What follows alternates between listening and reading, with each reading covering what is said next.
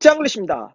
안녕하세요. 이번 시간에는 저번 시간에 품사에 이어서 의미 단위에 대해서 공부해 보겠습니다. 의미 단위라고 하는 것이 뭘까요? 의미 단위는 특별히 직독직해를 주장하시는 분들에게 많이 사용되는 용어입니다. 저같이 직독직해를 주장하고 영어는 앞에서부터 뒤로 차근차근 해석해야 된다고 주장하는 사람이 있어서 이 의미 단위는 정말로 중요합니다. 근데 문제는 직독직해 의미 단위를 좋아하시는 분들조차도 별로 체계적으로 정리되어 있지 않습니다. 이 의미 단위는 규칙이 정해진 것이 아닙니다. 그냥 각자 아무렇게나 만들어내고 있습니다. 근데 조금 미안한 말이지만 이 의미 단위들이 잘 정리되어 있지 않습니다. 저 같은 경우는 이 의미 단위를 9개로 완전히 한번 정리해 봤습니다. 그래서 여러분들이 이 짱글씨 믿고 이 의미 단위대로 한번 해석을 해봤으면 좋겠습니다. 의미 단위대로 차근차근 해석을 해봤으면 좋겠습니다. 그런데 이 의미 단위라고 하는 것이 어떤 의미가 있을까요? 이 의미 단위라고 하는 건 소위 말하는 문장의 구조, 다시 말하면 문장의 오형식을 다른 말로 표현한 겁니다. 문장의 오형식 어디서 많이 들어봤는데 맞습니다. 대부분 문장의 오형식이라는 말을 한두 번쯤은 들어보셨을 겁니다. 왜냐하면 중학교 때 처음으로 영어를 하시던가 지금까지 영어를 좀 하셨다든가 앞으로 시작하는 분들은 제일 처음에 문장의 오형식이라고 하는 것이 먼저 등장합니다. 근데 상당히 어렵지만 아무튼 처음에 등장을 합니다. 근데 왜 문장의 오형식을 배울까요? 그 이유는 모든 영어 문장이 99.9%는 문장의 오형식으로 구성되어 있기 때문입니다. 그래서 일단 문장의 오형식을 배우고 시작합니다. 그런데 문제는 문장의 오형식을 아는 사람이 그렇게 많지 않습니다. 심지어는 여러분들을 가르치는 선생님조차도 아는 척 하시면서 가르치시는 선생님도 가끔 있습니다. 그 정도로 문장의 오형식이 어렵습니다. 왜냐? 처음에 배울 때도 어렵고 어느 정도 이해했어도 금방 까먹고 설사 이해를 하고 어느 정도 익숙해져도 그것을 막상 적용하지 못하는 경우가 많이 있습니다. 그래서 저 짱글리시는 문장의 오형식 이런 거 좀 빼버리고 의미 단위로 문장의 오형식을 갖다 다 정리하고 두 번째는 문장의 구조를 갖다 의미 단위로 표현하고 그리고 앞에부터 뒤로 차근차근 해석하는 연습을 의미 단위를 통해서 하려고 합니다. 정리하면 의미 단위가 중요하다는 뜻입니다. 그래서 의미 단위라고 하는 건 어느 정도 중요하다? 문장의 오형식만큼 중요하구나. 다시 말하면 문장의 오형식을 의미 단위로 표현했다고 생각하시면 됩니다. 주저리 얘기가 길지만 의미 단위가 얼마나 중요하냐면은 영어의 모든 단어를 합친 것만큼 중요합니다. 영어의 모든 문법을 합친 것만큼 중요합니다. 무슨 말씀인지 알겠습니까? 그만큼 저와 함께 배우는 4시간 동안 정리하게 될 이 의미 단위가 너무너무 중요합니다. 너무너무. 그래서 제발 부탁이니까 저 짱글씨를 한번 믿어보시고 이 의미 단위를 갖다 함께 차근차근 공부해 봅시다. 그러면 여러분들은 영어의 거의 3분의 1 영역을 정복할 수 있는 겁니다.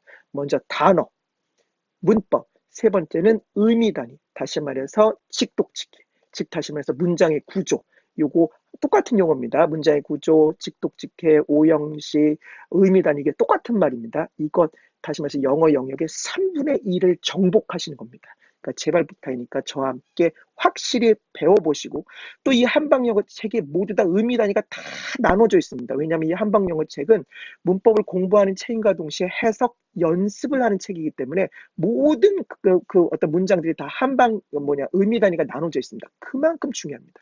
그래서 이 의미 단위를 정복하게 되면 여러분들이 한방영어를 갖다 보시는 동안 저절로 독해 능력이 향상된다. 왜? 의미 단위대로 끊어서 해석을 하시게 되니까. 의미 단위대로 끊어서 연습을 하니까 저절로 독해 능력도 향상될 수 있습니다. 그러니까 이번 시간 의미 단위 주저리 길죠. 하지만 그만큼 중요합니다. 의미 단위를 확실히 한번 정복해 보겠습니다. 먼저 9가지 의미 단위 중 주어, 목적어, 간접 목적어, 동격어라고 하는 것을 한번 정복해 보겠습니다. 화면을 볼까요? 자, 화면을 보시면 자, 먼저 죄송합니다. 넘어갔습니다. 자, 보시면 뭐가 있죠? 그렇습니다. 주어, 목적어, 간접 목적어, 동격어라고 써 있죠. 그죠? 그러면 주어는 뭐야? 이건 주부에 맨 앞에 나오는 걸 주어야 서술어 앞에 이렇게 복잡하게 하지 마시고 어떤 문법 설명을 하지 마시고 주어, 목적어, 간접 목적어, 동격어는 어떻게 구별합니다? 결국에는 뜻으로 구별하면 됩니다. 제일 중요한 게 뭐라고요? 문법은 뜻을 공부하는 것이 제일 중요합니다. 그러면 주어는 뭡니까? 그렇죠. 은는 이가로 해석되는 것. 목적어는 뭡니까? 을, 늘로 해석되는 것. 간접 목적어, 나중에 사형식이라고 하는 걸 살짝 공부할 텐데, 제가 형식이란 말을 별로 안 좋아하지만 사형식이라고 하는 걸 살짝 공부할 텐데, 누구누구에게라고 해석되는 것. 마지막으로 동격입니다. 동격어라고 하는 건 동격어란 말 처음 들어보시죠? 제가 만들었습니다. 어자를 일부러 붙였어요. 다 통일성 있게 보이려고. 그래서 원래는 동격이란 말과 똑같습니다. 아무튼 동격어는 해석이 무엇 뭐 나는 무엇 뭐 나는으로 해석되는 것이 이제 동격입니다. 자, 그럼 한번 차근차근 살펴보기 전에 넷의 공통점이 있습니다. 뭡니까? 모두 다 명사입니다. 그래서 주어다 100% 명사입니다. 목적어다 100% 명사입니다. 명사가 명사 이외에는 목적어가 될 수가 없습니다. 목적어는 다른 말로 말하면 명사다라고 생각하시면 됩니다. 간접 목적어 100% 명사입니다. 마지막으로 동격도 100% 명사입니다. 그래서 몽땅 다 명사로 구성되는 거, 오로지 명사만 가능한 4개의 의미단을 한번 공부해 보겠습니다. 먼저 주어, 은이 갑니다. 뭐 되게 복잡한 어떤 문법, 동명사니 여기 뭐 명사절이라는 게 써 있지만 결국에는 뜻이 은으로 끝나죠. 은으로 끝나죠. 주어입니다. 첫 번째 의미단을 공부하셨습니다. 수영하는 것은, 그가 살아있는 것은, 나눠져 있죠. 그죠? 나눠져 있죠. 하나의 덩어리입니다. 아무리 길어도 하나의 덩어리입니다. 첫 번째 의미단이 주어입니다. 두 번째 볼까요? 두 번째는 목적어입니다. 여기도 함께 보이게 할까요? 두 번째 목적어입니다. 이 투부정사의 명사문법 나와 있고 뭐 잔뜩 나와 있습니다. 관계대명사 what이라고 하는 거예요. 근데 이제 아마 공부를 하셨던 거 앞으로 공부하시게 될 텐데 어쨌거나 그냥 을로 정리되어 있네요. 그러면 목적어다. 무슨 문법인지 잘 모르겠는데 그냥 목적어구나. 경기하는 것을, 그녀가 버는 것을 뭡니까? 목적어 덩어리입니다. 두 번째 의미단위 덩어리를 공부하셨습니다. 쉽지요? 세 번째 볼까요? 이거 아마 간접 목적어 뭐 사형식이라서 아마 아시는 분도 있을 거예요. 누구누구에게, 그녀에게, Mary에게. 예를 들면 나는 주었다 그녀에게 책을, 그는 사주었다 Mary에게 선물을 할 때 누구누구에게 뭡니까? 세 번째 의미단입니다. 나눠져 있죠. 그래서 찍하고 나눠져 있네요. 세 번째 의미단입니다. 쉽죠? 막상 쉬운데 막상 이제 독해를 갖다 할 때는 어렵습니다. 하지만 독해할 때 저랑 계속 반복해서 연습을 할 거니까 어차피 독해 연습도 하실 거니까 지금은 좀 쉽게 배우고 이제 막상 이제 실전에 적용할 때 조금 이제 한번 열심히 한번 해보겠습니다. 네 번째 동격이라고 하는 것인데 동격이라고 하는 건 언제 한번도 설명드렸었지만 명사 두 개가 나란히 써 있는 것이 동격입니다. 다시 말해서 명사 두 개가 나란히 써 있는데 그것이 동등한 관계일 때, 예를 들면 무슨 대통령이라든가 무슨 선생님 이렇게 할 때 선생님과 그 어떤 성함은 동격을 이루고 있는 거죠. 예를 들면 내 친구 수잔 내 친구, 이런 것을 갖다가 동격이라고 합니다. 동격을 해석하는 요령 알려드립니다. 정해져 있습니다. 다른 걸로 해석하지 마세요. 나는으로 꼭 해석하십시오. 자, 그러면 돌아와서 한번 동격을 해석해 볼까요? 수잔이라는 나의 친구, 명사 두 개가 나란히 써 있네요. 자, 이어서 the fact that he's kind. 잠깐 명사가 없는데 이게 뭐야? 나중에 공부하시겠지만 요것이, 혹시 공부하신 분들도 있겠지만 요것이 바로 나중에 공부하실 명사절입니다. 명사절. 따라서 이건 이 덩어리 자체가 명사예요. 팩트도 명사, 이것도 명사 두 개가 나란히 써 있네. 그럼 뭡니까? 맞습니다. 동격입니다. 뜻은 뭐라고요? 나는을 응용해서 하다는, 나는 이란 뜻을 응용해서 하다는 이렇게 해석을 하면 되겠습니다. 어떻게 해석하면 될까요?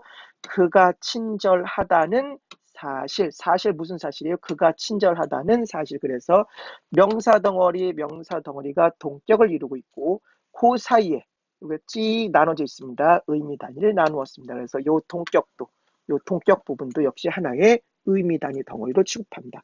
다시 말해서 주어 덩어리, 아무리 길어도 목적어 덩어리, 그 다음에 간접 목적어 덩어리, 그리고 동격 덩어리를 갖다 모두 뭐라고 분류하자고요? 하나의 의미 단위로 분류하자.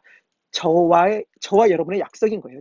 제 맘대로입니다. 솔직히 이 의미 단위 체계라고 하는 건 제가 개발을 갖다 한 거라서 뭐 싫어도 할 수 없어요. 우리 한번 영어 공부할 때 저를 한번 믿고 이제 이 의미 단위를 갖다 한번 나눠볼 텐데 한번 믿고 따라와 보세요. 그러면 문장 구조가 보이기 시작을 할 겁니다. 부탁드립니다. 자, 그러면 여기 좀 문법 설명인데 이거 한번 보겠습니다. 이거 형식 좋아하잖아요. 형식 좋아하시는 분들이 있습니다. 저는 좀 싫어하는 편이지만 아무튼 사형식이라고 하는 것이 있는데 이 말 잘 몰라야 됩니다. 이게 뭔지 한번 볼까요? 동사 뒤에 목적어가 두 개가 나오는데 목적어는 반드시 명사죠. 앞에 있는 목적어를 누구누구에게, 뒤에 있는 목적어를 을로 해석한다. 그래서 아마 혹시 들어보시는지 모르지만 이거 간접 목적어라는 말과 직접 목적어라는 말을 갖다 아마 공부를 해본 적이 있을 겁니다. 다시 한번요. 사형식이라고 하는 문장이 있는데 동사 뒤에 명사, 목적어가 두 개가 나오는데 앞에 있는 것은 누구누구에게로 해석하자. 그리고 명칭이 간접 목적어, 뒤에 있는 목적어, 두 번째 있는 목적어를 갖다가 을로 해석하고 명칭은 직접 목적어다. 한번 예문을 볼까요? 자, 예문을 봅시다. 예문을 보면 이런 겁니다. 아까 살짝 넘어갔지만 볼게요. 이게 수요동사라고 하는 것인데요. 여기 사형식이라고 하는 문장인데 이게 수요동사라고 하는 것이고 앞에 있는 목적어를 간접 목적어, 뒤에 있는 목적어를 직접 목적어라고 하고 앞에 있는 목적어를 어떻게 해석한다? 누구누구에게 뒤에 있는 목적어를 어떻게 해석한다? 명칭은 직접 목적어. 다시 볼까요? 이게 사형식이라고 하는 것인데 이 동사 다음에 목적어가 두 개가 나온다. 앞에 있는 Mary에게를 누구누구에게라고 해석해서 간접 목적어, 뒤에 a present를 갖다가 을이라고 해석해서 직접 목적어 이렇게 부른다라고 정리하고 이제 실제 해석을 갖다 하면 됩니다. 자, 그럼 여기서 실제로 중요한 말은 어떤 것이 실제로 중요한 말일까요? 실제로 중요한 건 여기에 있는 사형식이라는 말일까요? 아닙니다. 그러면 여기에 목적어가 두 개 나오는데 이게 중요할까요? 별로 중요하지 않습니다. 그럼 뭐가 중요한 말입니까? 그렇습니다. 여기서 목적어, 간접 목적어 이런 말 다 필요 없고 앞에 있는 목적어는 어떻게 해석한다? 누구누구에게로 해석하고 뒤에 있는 목적어는 어떻게 해석한다? 을로 해석해라. 이것이 가장 중요합니다. 그리고 어떻게 한다? 의미 단위를 나누자. 알겠죠? 그래서 사형식이란 말 잘 모르셔야 됩니다. 간접 목적어, 직접 목적어란 말 잘 몰라야 됩니다. 정리하면 어떤 동사 다음에 수요동사라고 부르는데 뭐 그만 몰라도 아무튼 어떤 동사 뒤에 목적어가 두 개가 나오는데 앞에 있는 목적어는 누구누구에게라고 해석하고 뒤에 있는 목적어는 을로 해석하자. 그리고 의미 단위를 나눈다. 이 정도만 정리하셔도 사실은 끝난 겁니다. 그래서 제가 뭐라고 하죠? 이런 거 사형식이란 말 별로 안 좋아합니다. 그렇지만 이게 여러분들 워낙 아셔야 될 문법이라서 다시 한번 또 설명하면 이렇게 목적어가 두 개가 나오는 동사를 수요동사는 무엇을 주는 동사죠. 내가 이걸 너에게 수여하노라, 준다 뭐 이런 거잖아요. 수요동사라고 부르고 give, 주다, send, 보내주다, hand, 건네주다, buy, 사주다, make, 만들어주다 다 주다네요. build도 그냥 건설하다가 아니라 건설해주다, ask가 물어보다 등등등 이런 것들 갖다 뭐라고 한다? 사형식에 등장하는 수요동사라고 부른다. 아무튼 앞에 이렇게 쓰였을 때 두 개의 목적어가 나오고 앞에 있는 목적어는 누구누구에게, 뒤에 있는 목적어는 을로 해석한다. 이렇게 정리를 갖다 하시면 되겠습니다. 자, 그러면 예문을 한번 볼까요? 예문을 보면 나는 요청했다. 내 아버지 보고 무엇을 요청했냐면 여기부터가 이제 수요동사입니다. to send 보내달라고 나에게 약간의 돈을 수요동사 요 send만 수요동사죠. 지울까요? send만 수요동사고 이고 이야 요 send만 수요동사고 요 be가 나에게 간접 목적어 some money가 합쳐서 직접 목적어 을로 해석되는 그겁니다. 자, 이어서 make도 마찬가지입니다. 요 make가 말 그대로 수요동사 만들어주다. 너에게 새로운 양복을 앞에 있는 건 누구누구에게, 뒤에 있는 것은 을로 해석합시다. 자, 세 번째 역시 ask 수요동사 물었다. 그에게 하나의 질문을 수요동사로 부르고 앞에 있는 거 간접 목적어 누구누구에게, 뒤에 있는 거 직접 목적어 을을 이렇게 정리하면 되겠습니다. 약간 복잡했나요? 그래도 어쩔 수가 없네요. 이 간접 목적을 갖다가 많이 헷갈려들 하시고 중요해서 했습니다. 이어서 형용사어랑 부사어라고 하는 것이 나오는데 형용사어랑 부사어라는 말 들어보셨나요? 아마 못 들어보신 분들 많을 겁니다. 왜냐하면 제가 만든 말이거든요. 그래서 일부러 아까 말씀드린 것처럼 동격어처럼 형용사어와 부사어에 어자를 붙여봤습니다. 그러면 형용사랑 부사랑은 뭐가 다르냐? 네가 만드는 의미단위인데 뭐가 다르냐? 이렇게 조금 다릅니다. 어떻게 다르냐면 형용사를 한번 볼게요. 형용사 혹시 기억나시는지 모르지만 이런 겁니다. 형용사가 있는데 형용사라고 하는 건 예를 들면 six little girls 할 때 여기 있는 것처럼 뭔가 여기 형용사잖아요. 6명의 어린 혹은 beautiful red 하면 빨간, 아름다운 붉은. 예를 들면 이렇게 있는 것처럼 예를 들면 뭐가 있을까요? many, beautiful, 아름다운, many, 많은. 그런데 이 아름다운 같은 건 뭡니까? 앞에 뒤에 있는 명사를 꾸며주고 있죠. many 복수죠. 뒤에 있는 명사를 꾸며주고 있죠. 이렇게 꾸며주는 형용사는 그냥 형용사로 부르고 그 다음에 33. 자, 이어서 34네요. 34. 이어서 부사도 높긴 높은데 very tall, 매우 높은. 어떻게 높은 거예요? 매우가 tall을 꾸며주고 있죠. 그죠? 그 다음에 very well도 매우 잘할 때 very가 well을 갖다가 이렇게 꾸며주고 있습니다. 이렇게 앞에서 꾸며주는 말. 이렇게 앞에서 꾸며주는 말은 의미단을 나누지 않고 그럼 형용사어 부사어는 도대체 뭐야? 네가 만든 건데 도대체 뭐야? 형용사어 부사어라고는 뭐냐면 꾸며주는 것이 아니라 뭐다 이렇게 뒤에서 꾸며주는 경우. 뭐라고요? 다시 뒤에서 꾸며주거나 혹은 단독으로 쓰였을 때 다시 뒤에서 꾸며주거나 간단하게는 단독으로 쓰이는 거예요. 단독으로 쓰이는 경우는 뭐다? 그것을 한번 의미단을 나눠보고 다시 단독으로 쓰이는 경우는 의미단을 나눠보고 뭐야? 그걸 형용사어 부사어라고 한번 불러보자. 내 맘대로, 제 맘대로. 자, 그럼 보겠습니다. 단독으로 쓰였죠. 앞에서 수식하는 것이 아닙니다. 이건 책인데 어떤 책입니까? 유용한, 누구누구를 위해서, 아이들을 위해 유용한 책. 뒤에서 이 덩어리가 뒤에서 꾸며주고 있습니다. 밑에 볼까요? She's a lady. 그녀는 숙녀인데 어떤 숙녀입니까? 아름답고 친절하고 부유한 숙녀. 뒤에서 꾸며주네요.